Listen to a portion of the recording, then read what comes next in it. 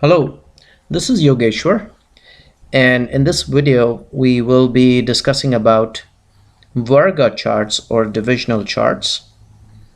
And in our previous video, we did discuss about Navansha chart and how to create a Navansha chart, which is a D9 chart, in detail. So you have a fairly good idea as to what a Varga or a divisional chart is. And a Navansha is when a zodiac is broken down into six parts, and it's basically looking at a zodiac sign through a microscope and to figure out as to what the exact auspiciousness or inauspiciousness of a planet is. And based on that, an astrologer can make good predictions. Now, D9 or the Navansha chart was just one out of the various divisional or Varga charts, as it is called. So it is just one out of the 16 Varga or divisional charts as given by the great sage Parashara thousands of years ago. And as we know that we look at a main birth chart for our basic prediction, and there are several ways we have been discussing over the last several videos as to how to look at an auspiciousness of a planet based on several factors, whether it owns a Kendra, whether it owns a Kona or a trine. Kendra is an angle, or whether it's strong in Shadbal, whether it's good in degrees, whether it's having a benefic aspect, whether it's having a malefic aspect. So there are so many ways of actually looking and analyzing a birth chart. And Varga chart is also Ashtak Varga, by the way. There's another way, Ashtak Varga, where we look at a auspiciousness or an inauspiciousness of a planet, and then look at it from the moon sign, the sun sign, so on and so forth. And Varga charts basically is also one way. And like I just mentioned, that we did discuss about one Varga chart out of the 16 Varga or divisional charts, as mentioned by sage Parashara, which has been compiled in his teachings in Brihat Parashara Hora Shastra. So he talks about 16 divisional charts. And how are you going to create those divisional charts? Well, it's pretty simple. We have rules, and the rules are going to be standard as given by sage Parashara, that if you divide a zodiac sign into 9 parts, as we have discussed in the D9 chart or the Navansha chart, you will come up with one Navansha or one division, which equals to 3 degrees and 20 minutes. And similarly, out of these 16 Varga charts described by sage Parashara, you can apply the same principles, and based on these principles, you will be able to create the Varga charts. And those principles have been described in detail in the Navansha video, where you look at an element of a planet. I'm sorry, not a planet, zodiac sign. A zodiac sign has been classified into several elements, and then you look at how a planet was placed in the Navansha starting from the movable sign. So if you look at that video, it has been described in detail, and the same principle applies to these Varga charts. For example, for a D10 chart or the Samsa chart, instead of dividing a Rashi or a zodiac sign into 9 parts, you divide it into 10 parts. So each Navansha, or not each, the Sansa rather, is going to be 3 degrees, because 10 divisions will make it 30 degrees, which is the total 30 degrees of a zodiac sign. And similarly, you look at the other 16 Varga charts as you see on the screen, and you can figure out how to create a Varga chart. Now, also, as we have described in our past video, that when a planet is in a particular zodiac sign in the birth chart, and it occupies the same zodiac sign in the Varga or D9 chart, it becomes Vargottam, means that it has a capability of providing very auspicious results, and this is related to just the main chart, which is the Rashi chart, and the D9 chart, which is the Navansa chart. It becomes Vargotam. However, in case more and more planets, or in other words, not more and more planets, but if the same planet gets to be in the same zodiac sign in other divisional charts as well, other than the D9 chart, so the more Varga charts or divisional charts it occupies the same zodiac sign as it occupies in the main Rashi chart or the birth chart, it becomes more and more auspicious and has a capability of giving more results. So astrologers have to look at this aspect also, that it is Vargotam in D9 or Navancha, and is it becoming more and more Vargotam, or is it going to be more and more auspicious as it gets to be in the same zodiac sign in other divisional charts or Varga charts out of these 16 Varga charts. So the more Varga charts that particular planet is occupying the same zodiac sign as it occupies in the main birth chart, the more auspicious it becomes. Now, also, it is not just being in the same zodiac sign. In case a planet is exalted in one Varga in the birth chart, and it also gets exalted in one Varga chart, so it becomes very auspicious. And then the more Varga charts it becomes exalted as it is in the birth chart, it becomes more and more auspicious.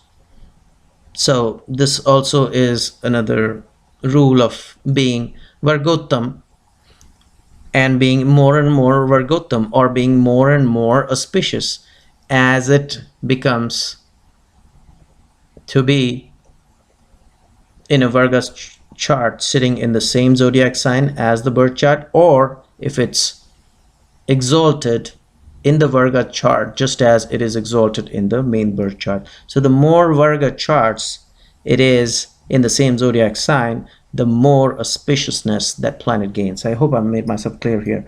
So there are 16 types of Varga charts as described by the great sage Parashara.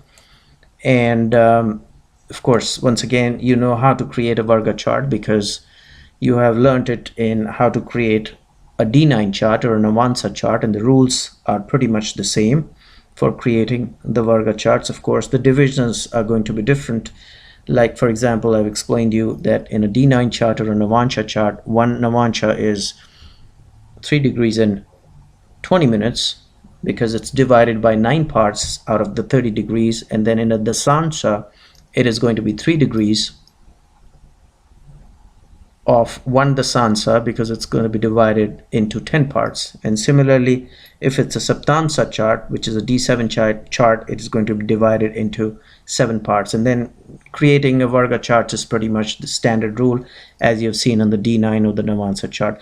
So going to the different types of the divisional charts, the first chart, of course, the Rashi chart or the main chart, is related to the body and general physical and all the various areas of a human life.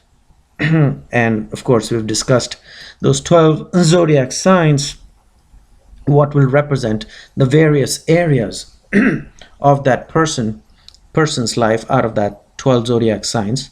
So the Rasi chart is basically a representation, and we can have a discussion and a prediction based on the Rasi chart. However, in specific to areas, Hora chart, which is the division chart D2, which is basically the zodiac is divided in 2 parts of 15 degrees each.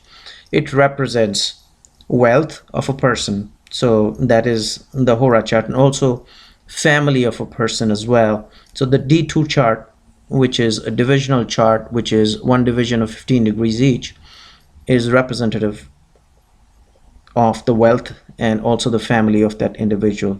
Now the D3 chart, or the Dreshkana chart as it's called in Sanskrit, talks about the siblings. And as we know that the third house belongs to siblings, so we know this divisional chart D3 is representative, and you can actually look at that individual's siblings in a little bit more in detail if you look at the D3 chart or the Dreshkana chart. And like I said, this Dreshkana chart is divided into three parts of 10 degrees each, because it's D3 1/3 division makes it 10 degrees, and that adds up to 30 degrees. Similarly, the Chaturthamancha chart, Chaturthamsha rather, as a good pronunciation, I'm sorry, is a D4 chart, and that talks a little bit more in detail if you want to know about the person's property matters, and also his happiness as far as his home and home comforts are concerned. So D4, if you want to look at it in detail of a person, go to the D4 chart, and that'll give you an idea as to what his property and his happiness out of his comforts living in a home is concerned. Then we go to the Saptamsa chart, as you see on the screen, which is the D7 chart. This Rashi is divided into 7 Saptanshas out of the 30 degrees, so it'll be 30 degrees divided by 7, that'll be 1 Saptansha as far as the degrees are concerned. And this Saptamsha specifically talks about the children and the progeny. So if you look at a main birth chart, and if you want to look at it through a microscope as to that person's children and progeny, you need to go into the D7 chart or the Saptamsa chart.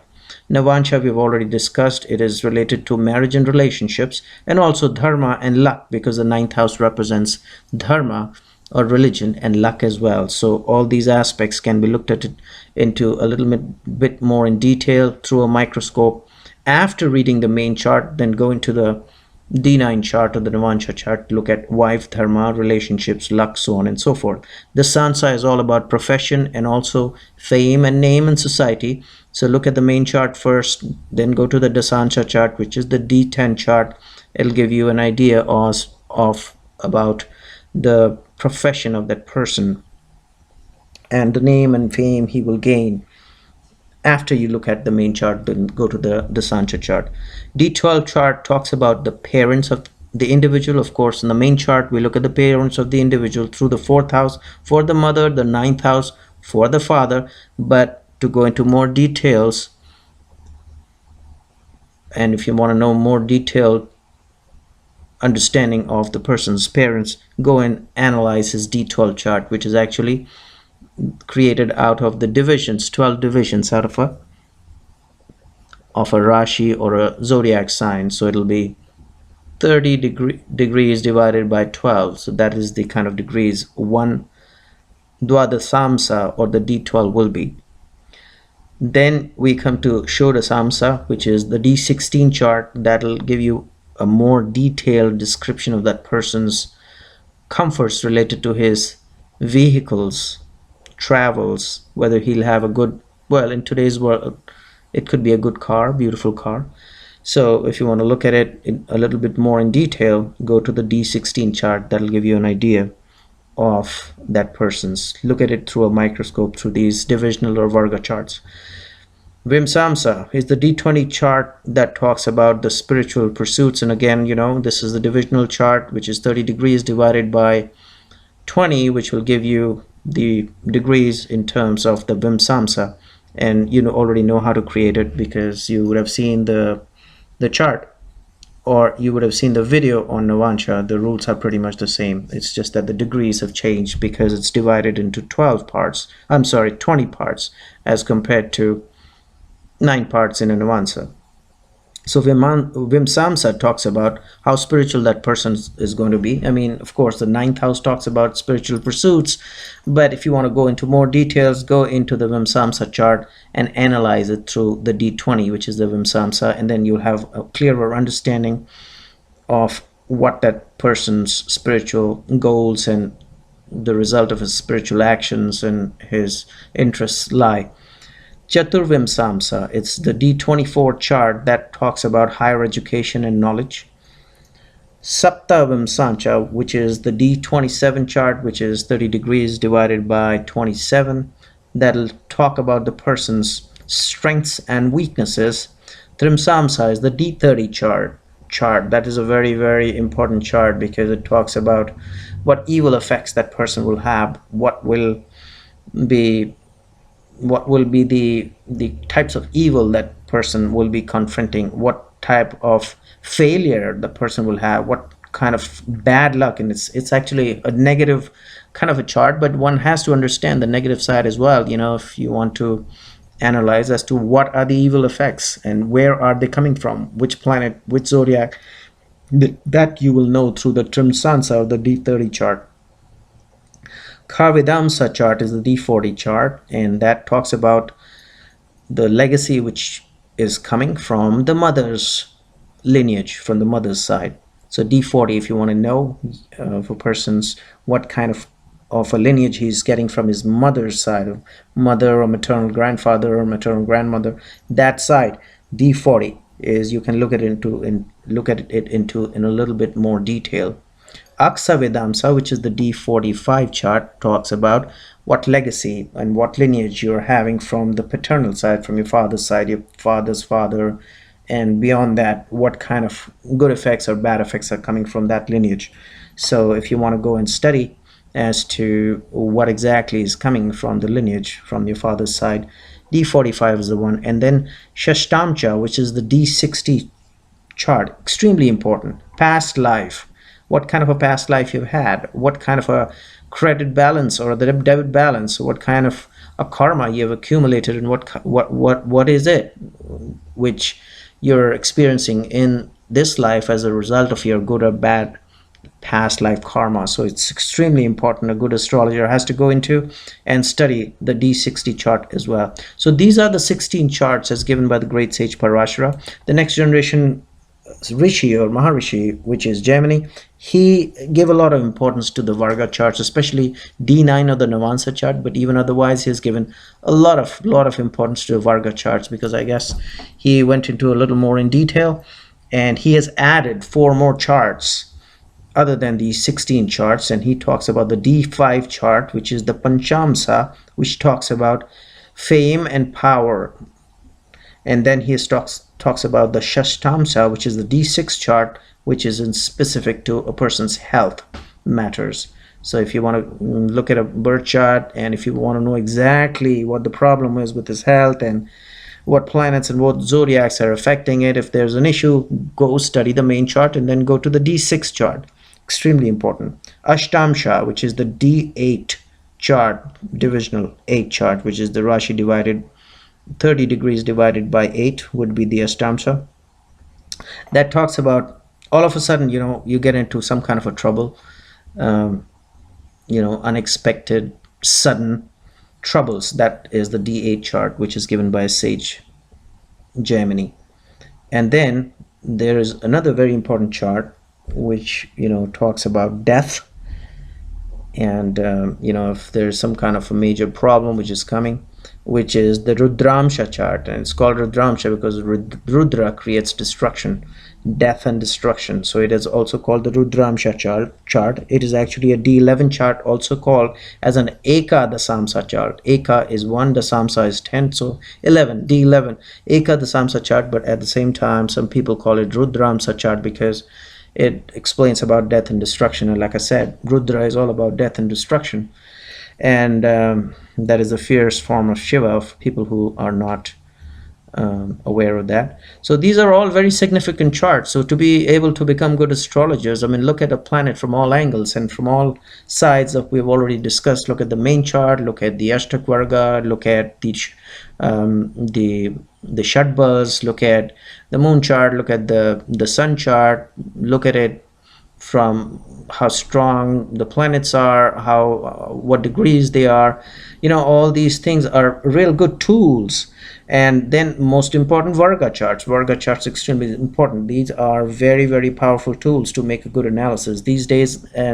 This day and age, you will see a lot of so-called Vedic astrologers who will just read a book or two and then start making predictions without going into these detailed tools, which are imperative, extremely important to make a good prediction. So hopefully you liked this video, and we will be taking up another video, another topic in our future video. In the meanwhile, I'll recommend, please check out my website. There's a link below, and subscribe to this channel and we will meet you next time.